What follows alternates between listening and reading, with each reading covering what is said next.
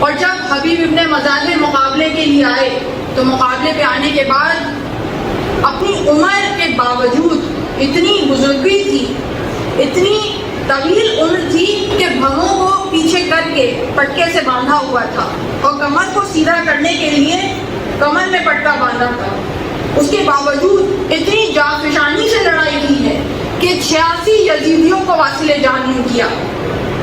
اور اس کے بعد جب مقابلہ کرتے کرتے تھک گئے اور وہاں سے حملہ ہوا تو اس کے بعد حبیب کو شہید کیا، اور شہید کرنے کے بعد حبیب کا سر تن سے جدا کر دیا، اور اس ظالم نے حبیب کے سر کو اپنے گھوڑے کے گلے میں باندھ لیا۔ اور اسی طرح جب وہ قافلہ کوفے پہنچا تو اس شخص کے گھوڑے کے گلے میں حبیب کا سر موجود تھا۔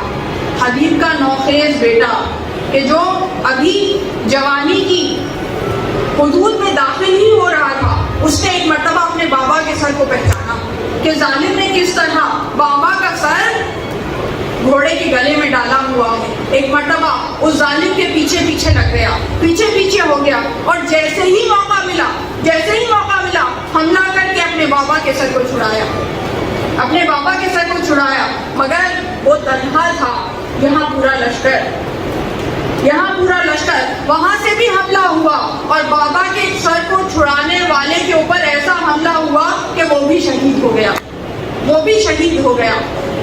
تو ہر ایک نے اس طرح سے جانیں قربان کی ہیں، اپنی جانیں بھی دیں، اپنے بیٹوں کی جانیں بھی دیں۔